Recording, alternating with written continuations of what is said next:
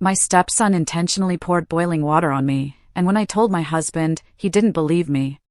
I was 38 when I remarried, thinking I was old enough to understand love, loss, and second chances. I knew marrying a widower meant sharing a life with his past, including his son. What I didn't know was that a child could hate quietly and hurt deliberately. And what broke me more than the burns on my skin was realizing that in my own home, truth had no voice when a father chose denial over his wife. When I married Daniel, I believed I was stepping into a healing kind of love. He was 46, a widower for 6 years, still carrying grief quietly in his eyes. I was 38, divorced once, hopeful but careful. We promised each other honesty, patience, and peace. Daniel had one son, Evan, 15. Everyone warned me, teenage boys are hard. No one warned me that grief, jealousy, and silence can turn into something sharper. At first, Evan barely spoke to me. Not rude. Not angry. Just distant. He avoided eye contact, answered in one-word replies, stayed locked in his room with his headphones on. Daniel said, "Give him time. He's still mourning his mom." I tried. God knows I tried. I cooked meals Evan liked. I learned his school schedule. I stayed out of his discipline, his rules, his space. I never tried to replace his mother. I only tried to exist peacefully. But little things started happening. My belongings would be moved. The stove would be left on when I wasn't in the kitchen. My towel would be soaked and thrown on the floor. When I asked Evan calmly, he'd shrug and say, "Not me." Daniel always believed him. "He's not that kind of kid," Daniel said. "You're sensitive. He's adjusting." I told myself the same thing. But there was a look Evan gave me sometimes. Not anger. Not sadness. Something colder. Like I didn't belong in the house that already belonged to him. One evening, while Daniel was late from work, I heard Evan in the kitchen. Pots clanged louder than necessary. The kettle was on the stove, whistling. I remember standing in the hallway, hesitating. Something in my chest felt tight, the kind of instinct you don't question later. I turned back toward the living room instead. That night, as we sat at dinner, Evan didn't touch his food. He just stared at me across the table. And for the first time, Daniel noticed. "Everything okay?" Daniel asked his son. Evan looked down and said quietly, "She doesn't like me." The room went still. Daniel turned to me immediately. "Rachel, what did you say to him?" I felt my heart drop. "I didn't say anything," I replied. "I swear." Daniel sighed, not at Evan. "At me." "Please," he said softly, "don't make this harder." That was the moment I realized something important. In this house, Evan's silence spoke louder than my words. And Daniel had already decided which voice he trusted. I just didn't know yet how dangerous that decision would become. It happened on a Tuesday morning. Nothing dramatic. No shouting. No warning signs. Daniel had already left for work. Evan was home from school that day, stomach ache, he said. I remember thinking it was a chance for quiet, maybe even peace. I was in the kitchen, standing at the stove. A pot of water was boiling. I was preparing soup, moving slowly, carefully. The kettle screamed as I turned the burner down. I felt him before I saw him. Evan stood behind me. Too close. I turned my head slightly and said, calm as always, "Hey, I'm cooking. Give me a little space." He didn't answer. The next second changed everything. I felt it. Not a spill. Not a slip. But a force. Boiling water came down my shoulder and arm. The pain was instant and blinding. My body reacted before my mind could. I screamed. The pot hit the floor. Water splashed everywhere. My skin burned like it was being torn open. I turned around, shaking, barely breathing. Evan was standing there. Not panicked. Not scared. just watching. For a moment, just a moment, our eyes met. And in that second, I knew. This wasn't an accident. Then, suddenly, he stepped back and shouted, "Oh my God. You scared me. You dropped it." I couldn't even speak. My arm was blistering. My shoulder felt like it was on fire. I stumbled to the sink, running cold water, crying out loud. Evan kept talking. Too fast. Too rehearsed. "You shouldn't turn around so suddenly," he said. "You startled me. I was just trying to help." Help. When I looked at him again, his face had changed. Wide eyes. Shaky voice. The face of a scared kid. And that scared me more than the burns. I called Daniel with trembling hands. He didn't answer. By the time I got myself to urgent care, my arm was wrapped in white bandages. The nurse asked gently, "What happened?" I hesitated. Then I said the truth. My stepson poured boiling water on me. The nurse's eyes changed. She wrote something down and said, "We'll document everything." That night, Daniel came home late. He looked at my arm. He looked at Evan. And then he looked back at me. Evan spoke first. "I swear, Dad, it was an accident." She jumped. The pot slipped. Daniel didn't even ask me to explain. He sighed, rubbed his face, and said words I will never forget. "Rachel, he's a child. Why would you accuse him of something like that?" That was the moment the pain shifted. From my skin to my chest.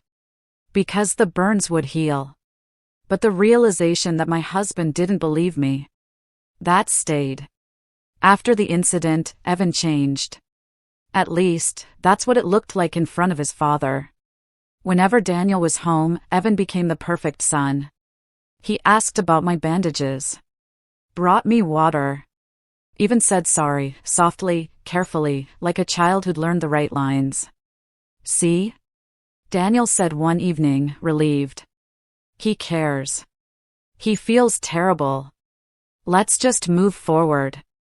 I wanted to believe that. So badly. But the house felt different when Daniel wasn't there. Too quiet. Too watchful. One afternoon, I stepped out to check the mail. When I came back, the back door wouldn't open. Locked. I stood there for a second, confused. Then I knocked. No answer. I knocked harder. Still nothing. By the time Evan finally opened the door, he looked surprised. "Oh," he said casually. "I didn't hear you." Daniel laughed it off later. He's probably got his headphones on again. Another day, I slipped in the hallway. Hard. The floor was soaked, not from a spill, not from cleaning.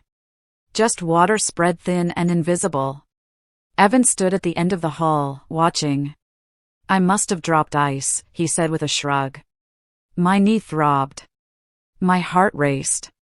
That night, I couldn't sleep. I started noticing patterns. Doors locked only when Daniel was gone. Things placed just high enough to fall. Water where it didn't belong. Silence where concern should have been. And always the same thing when Daniel returned home. Evan smiling. Helping. Concerned. Once, when Daniel stepped outside to take a call, Evan leaned close to me and whispered, so softly I almost questioned if I imagined it. "He'll never believe you." I didn't tell Daniel. I was afraid. Afraid of sounding paranoid. Afraid of being called dramatic.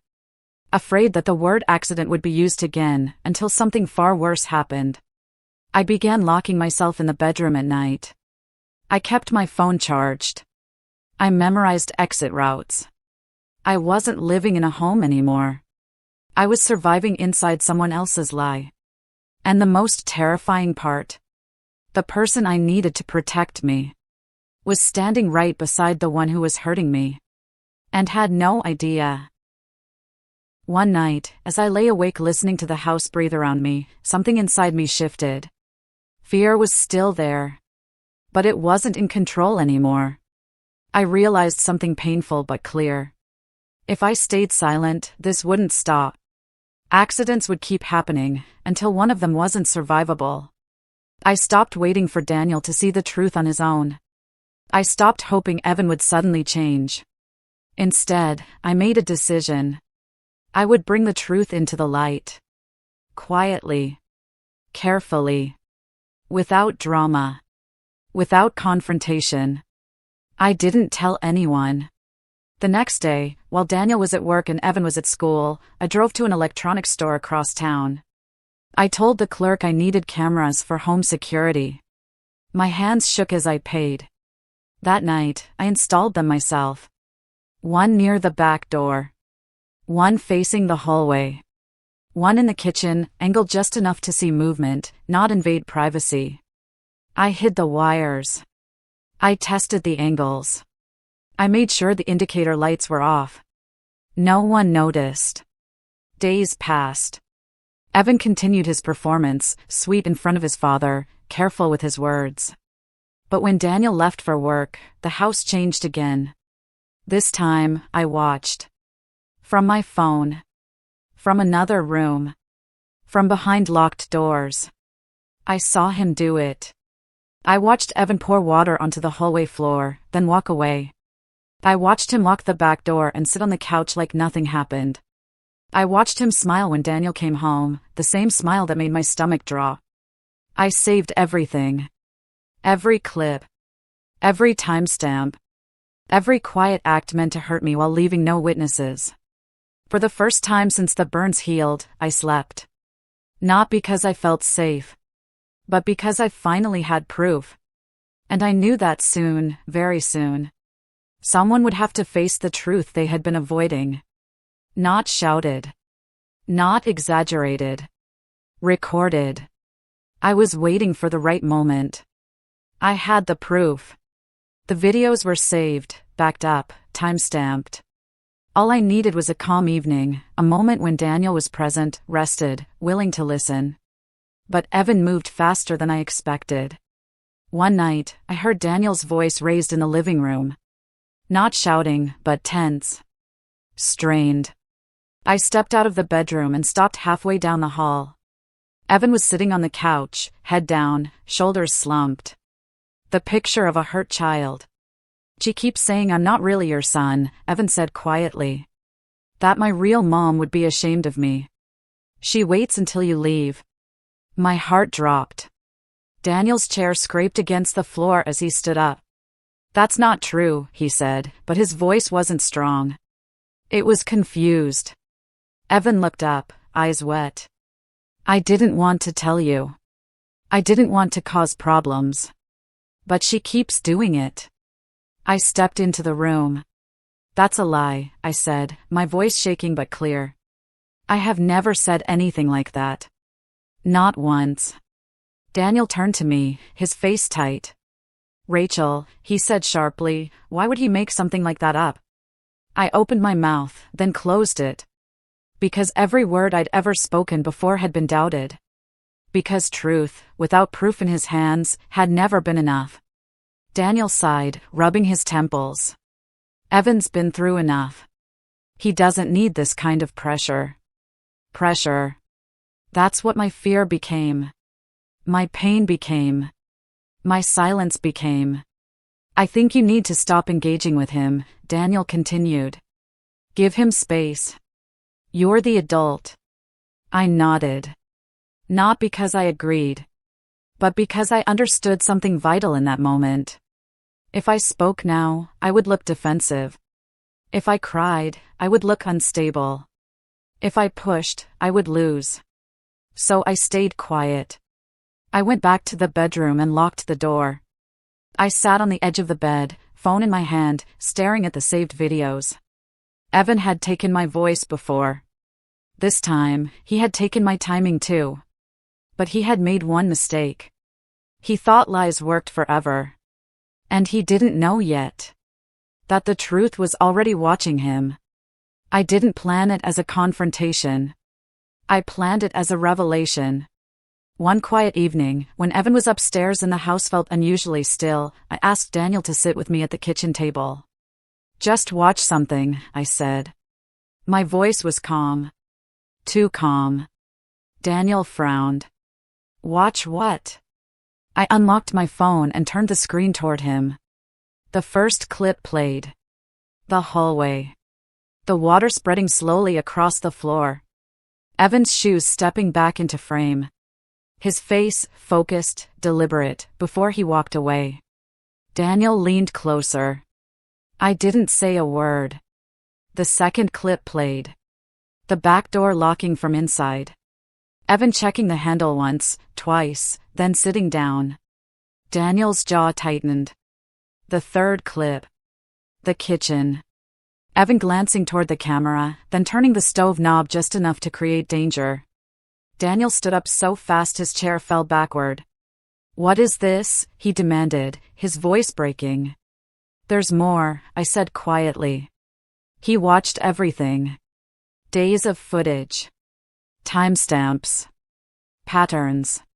His hands started shaking. At that moment, Evan came down the stairs. "What's going on?" he asked casually, then froze when he saw the screen. For the first time, his mask slipped. Daniel turned slowly. "Is this true?" he asked his son. Not angry yet. Hurt. Evan opened his mouth, then closed it. Looked at me. Then at the floor. "I didn't mean," he started. Daniel moved before I could even react. The slap echoed through the kitchen, sharp, sudden, heavy. Evan stumbled back, stunned. "I trusted you," Daniel said, his voice shaking with rage and disbelief. "I defended you. I doubted my wife for you." He pointed at the screen. "At the proof. I never thought you were capable of this," he said. "Never." Evan didn't cry. He just looked small. And for the first time since I'd entered that house, the truth wasn't whispering anymore. It was standing right there, undeniable. And Daniel finally saw it. After the truth came out, Daniel changed. He stopped talking to Evan. Not in anger. In disappointment. Days passed without a single word between them. No lectures. No shouting. Just a distance that felt heavier than punishment. One evening, Daniel finally spoke. "I can't keep you here," he said to Evan, his voice steady but tired. "Not after what you did." Evan looked up, confused. "What do you mean?" Daniel took a breath. "I've made a decision," he said. "You're going to a boarding school. Full-time." The room went silent. Evan's eyes widened. "No. Dad, please," he whispered. Daniel didn't raise his voice. "This house needs peace," he said. "And you need discipline. Structure. Distance." Evan shook his head, backing away. "I don't want to go," he said, his voice breaking. Daniel looked at him, really looked at him, and said the words slowly. "This isn't a discussion. It's a decision." I stood there quietly, my hands clenched, my heart racing. Nothing had been sent yet. No bags packed. No goodbyes. Just a line drawn. And for the first time since I entered that house, I knew something had finally changed. That night, I woke up thirsty. The house was dark and silent as I stepped out of my room to get some water. That's when I saw him. Evan was sitting on the stairs. Not hiding. Not pretending. Just sitting there, hunched over, his face buried in his hands, crying so quietly it almost didn't make a sound. I froze. For a moment, I wanted to go to him. To say something. Anything. But I didn't. I turned back, walked into my room, and lay down on the bed. Yet no matter how hard I tried, sleep wouldn't come. All I could see was his face on those stairs. All I could hear was the sound of a child crying when no one was watching. My heart ached. But I stayed still. The next morning, Daniel left early for work. The house felt empty again. Evan stayed in his room. He didn't come down for breakfast. He didn't touch the food I left outside his door. He didn't speak to anyone. Hours passed. Something inside me finally gave way. I walked down the hallway and stood outside his room. My hand hovered over the door before I knocked softly. "Evan?" I said. No answer. I opened the door slowly. He was sitting on his bed, staring at the wall, untouched plate beside him. He looked smaller somehow. Younger. I took a step inside and spoke gently, carefully. "Why do you hate me so much?" I asked. "What did I ever do to make you feel this way?" He didn't look at me. The room stayed quiet. And for the first time, I waited for his answer. Evan finally spoke. His voice was low, almost empty. "I don't hate you," he said. "I hate this relationship." I turned fully toward him. He clenched his fists, his eyes still fixed on the wall. "My real mom left me with my dad," he continued. Like I was a burden she couldn't carry anymore. My chest tightened. She told him she needed freedom. She packed one bag and never came back. For the first time, he looked at me. She used to yell at me all the time. Nothing was ever enough. Too loud. Too slow. Too needy. His voice cracked. "So when I see you, trying to be kind, trying to be my mom, it makes me angry. Because I already lost one." I didn't interrupt. I didn't defend myself. I just listened. That night, I understood something I hadn't before. His cruelty wasn't hatred. It was fear, wearing armor. The next day, I spoke to Daniel. Evan was there too, sitting quietly at the dining table. "I know what he did was wrong," I said. "And I know you're angry." Daniel nodded, his jaw tight. "But I want to ask you something," I continued. "I want you to give him one more chance." Daniel looked at me, surprised. "I don't want him sent away," I said softly. "Not yet. Not before we try to heal what's broken." The room stayed silent. Evan's hands trembled slightly. Finally, Daniel exhaled. "All right," he said. "One more chance." Evan looked up, eyes wide. "Thank you," I said. Not to Daniel alone, but to the boy who was still learning how to trust. And for the first time, the house felt like it might become a home. Evan stood near the doorway that evening, unsure, quiet. Then he spoke. "Thank you," he said. It wasn't loud. It wasn't dramatic. But it was real. I nodded, not pushing him, not reaching too fast.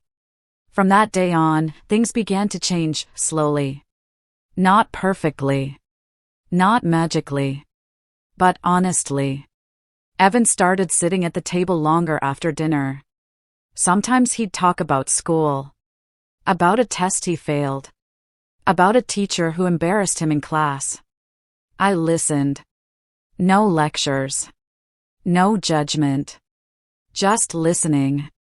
When he came home with scraped knees from basketball, I cleaned the wounds. When he forgot his lunch, I packed an extra one and left it by the door. I didn't try to replace his mother. I just showed up. One afternoon, he asked, "Did you ever want kids?" I smiled softly. "Life didn't give me that chance," I said. "But it gave me you." He looked away quickly, but I saw it. The wall inside him cracked. I made sure he understood something, gently, through actions, not words. That all moms aren't the same. That love doesn't always leave. That care doesn't come with conditions. Some nights, I heard him laughing on the phone with friends again. Some mornings, he said goodbye before school. And one day, without thinking, he called out, "Mom, can you help me with this?" He froze. So did I. But neither of us took it back. Because sometimes, healing doesn't announce itself. It just quietly finds its way home.